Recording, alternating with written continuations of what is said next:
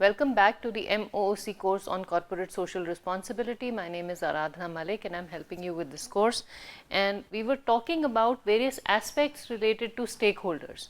So, in this, what we will do is we will talk about, in this particular lecture, we are going to talk about stakeholder identification. How do we identify stakeholders?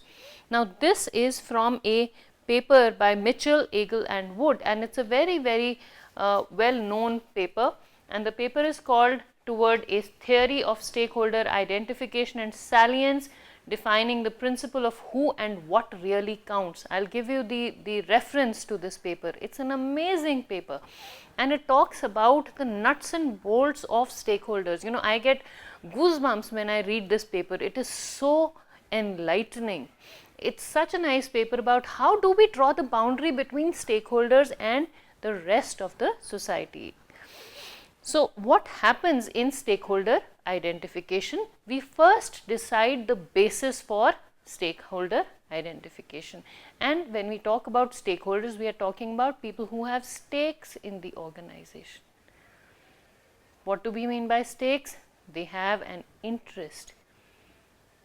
So, we are talking about something that can be identified, something that can be zeroed in on. It's not a general concern. They are actually being affected by the organization, or they can affect the organization and they can actually pin it down. I am concerned about the environment. I am concerned about environmental pollution. I don't like factories.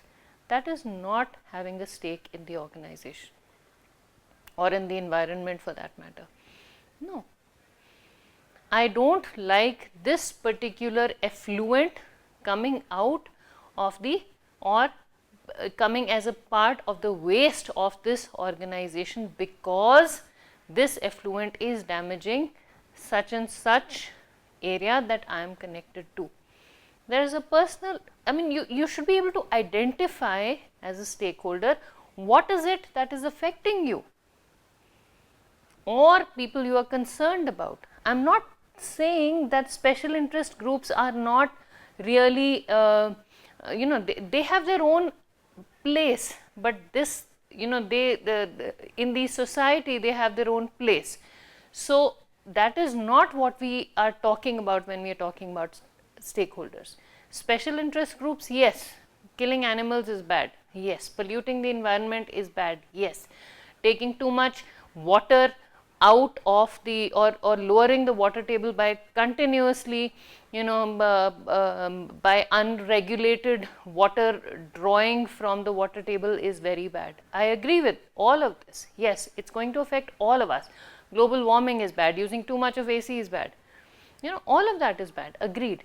But when we talk about stakeholders in the organization, we need to pin down who is being affected, because if I am running the organization and I am responsible for the organization being responsible to the environment, then I need to know who is a stakeholder and who is not. So, these are people who have stakes in the organization. Now, there are two groups based on the stakes in the organization. One is the claimants versus the influencers, and then there is a group that has actual versus potential relationship. Even if I am likely to be affected by the organization in future, I am still a stakeholder. I will just show you the differences between these two. Okay. Claimants versus influencers. We have all read, we've all discussed Fruman's paper about influence strategies, stakeholder influence.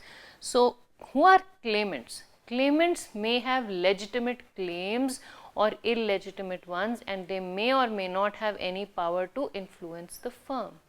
When we talk about claimants, we are referring to people who make claims on the organization. Legitimacy of those claims is still not considered here, but they are the people who stake a claim to what the organization does. They may or may not be able to influence what the organization does. On the other hand, influencers have power over the firm, whether or not they have valid claims or any claims at all, and whether or not they wish to press their claims. Many times people have, they stake a claim to something that the organization does or gives them or whatever, but they may not want to press those claims, but they have the power to influence the working of the organization. So, those are the influencers. Then the next category is actual people with actual or and potential relationship. Actual relationship is the current existing definable definite relationship that people have, or organizations have, or groups have, or communities have. Potential relationship is something that could be there in the future. These are stakeholders who are or might be influenced by or are potentially influencers, are or potentially are influencers of some organization. So, they may stake a claim to the organization in future. They are likely to be able to influence the organization in the future. So, we are all nice to doctors. I will just give you a light-hearted example here. We are all very nice to doctors. Why? Who knows when we might need them?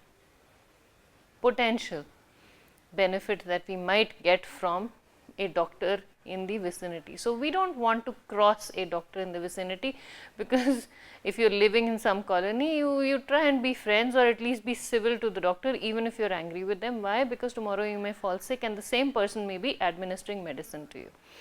Very light hearted, I know it does not relate here, but this is a potential stakeholder in the organization. So, anyway, so okay, so these are the stakeholders, or people who can be investing. You are, say, making bicycles, and you want to sell those bicycles. So, all children who are growing up are your potential clients.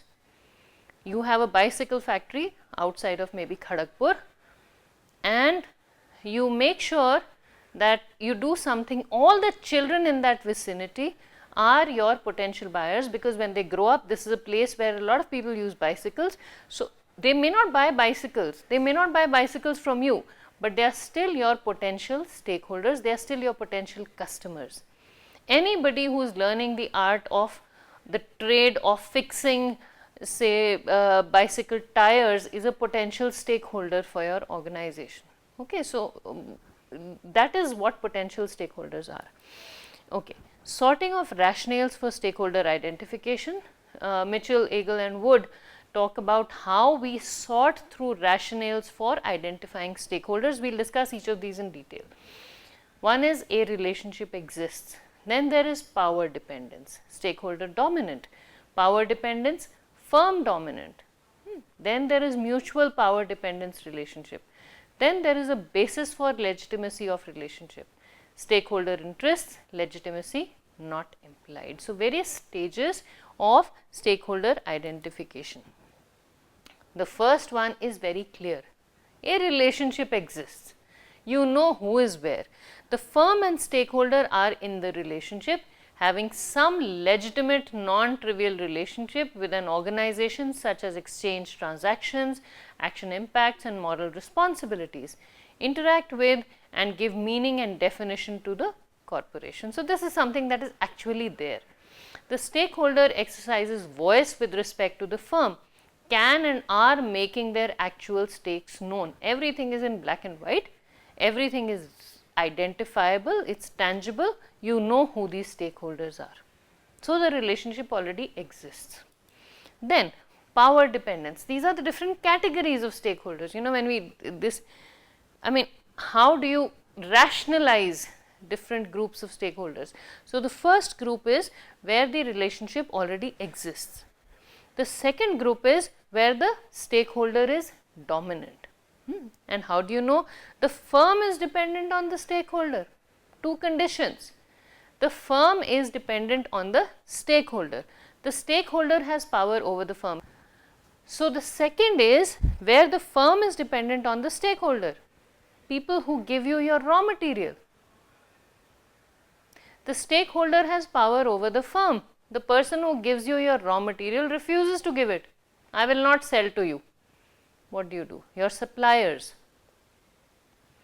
They are, again, if you have the fewer suppliers you have, the more power they have over you. So, specialized equipment, for supply of specialized raw material, the stakeholder has power over the firm. Then power dependence, firm is dominant. The stakeholder is dependent on the firm. People with specialized skills can be recruited, can be hired by very few firms that can use their specialized skills. When they take them on, they get paid very heavily. But what happens if they lose their job? Very few options are available. So, what do? The stakeholder is dependent on the firm. The firm is significantly responsible for their well-being, or they hold a moral or legal claim on the firm. The firm has power over the stakeholder, asserts to have one or more of the kinds of stakes in business. Orphanages, old age homes, facilities for the differently abled. So, these are the stakeholders that are, and I am talking about non-profit, the non-profit sector. But in this situation, the stakeholder is completely dependent on the firm. So, the firm has control. They don't. Many people really work hard for these people. Okay. Mutual power dependence relationship. Supply of, let's take the example of software engineers. Large number of software professionals are being trained every day. Large number of organizations are employing software professionals every day. Both are equally dependent on each other or independent of each other. The firm and stakeholder are mutually dependent. They are depending on the firm in order to achieve their personal goals, and on whom the firm is depending for its existence.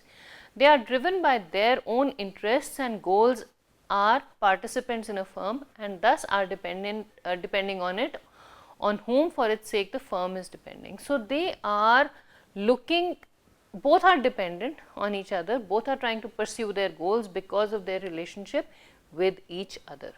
Okay. The next is the basis for legitimacy of a relationship. Various bases are there. First is the firm and stakeholder are in a contractual relationship. Constituents who have legitimate claim on the firm established through the existence of an exchange relationship, who supply the firm with critical resources, contributions, and in exchange each expects its interests to be satisfied by inducements. So, there is a contractual relationship between the firm and the stakeholder. You scratch my back and I will scratch yours. The second basis for legitimacy of relationship is the stakeholder has a claim on the firm. These are the groups to whom the corporation is responsible. Asserts to have one or more of these kinds of stakes, ranging from an interest to a right, legal or moral, to ownership or legal title of the company's assets or property. So, in many cases, the dependents, the family members of family owned companies. Stakeholder has a claim on the firm. The entire family, the family is running the business. So, again, I'm not getting into the details of corporate governance here, but so that could be one. Okay, so they have a claim on the firm, legal right to the firm. Okay. The stakeholder has something at risk. They bear some form of risk as a result of having invested some form of capital, human or financial, something of value in a firm, or are placed at risk as a result of the firm's activities. So, something is at risk, and the stakeholder is bound to the firm because of that risk, and that then leads to the legitimacy of this relationship. The stakeholder has a moral claim on the firm. They benefit from or are harmed by, and whose rights are violated or respected by corporate actions, identified through the actual or potential harms and benefits they experience or anticipate experiencing as a result of the firm's actions or inactions. So, they have a moral claim on the firm because of the harm that the firm may do to them, or the dangers that the firm may pose to them, or the benefits that may come to them because of their relationship with the firm. Stakeholder interests, legitimacy not implied. The stakeholder has an interest in the firm, they have an interest in the actions of an organization and have the ability to influence it. Have or claim ownership, rights or interests in a corporation and its activities. So, in some cases, legitimacy not implied. The stakeholder has a genuine interest in the firm, they have an interest in the actions of the organization and have the ability to influence it. They have or claim ownership, rights or interests in a corporation and its activities. Now, these are the different bases for the stakeholder identification, where in all of these classifications, where in these stages does the stakeholder fit? That is what the CSR manager, looking after the needs of the stakeholders, needs to see. Is this a stakeholder where the relationship exists? Yes or no? Who is dependent on whom? Is the stakeholder dependent on the firm, or is the firm dependent on the stakeholder? Then, or are they dependent on each other? What is the basis for the legitimacy of their relationship, or does the stakeholder have a genuine interest in the firm? Is legitimacy implied? Is it not implied? What is going on? And that then will lead to the CSR manager identifying what needs to be done for the stakeholders. So, I have a little bit of homework for you at this point. I would like you all to go through these different rationales and find out, or maybe list examples of activities where you can see, these different points in action.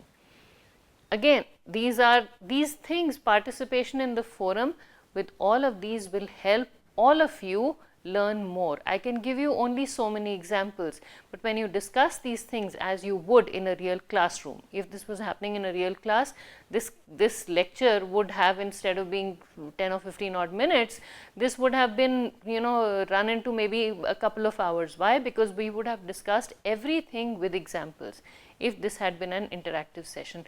So, I would like you all to simulate something like that. Thanks to technology, we can all discuss things on the forum, and I would like you all to go on the forum and take these and find out what kinds of stakeholders, maybe give examples in which the relationship exists between the organization and the stakeholder, some in which the stakeholder is dominant or the firm is dominant or both are interdependent on each other.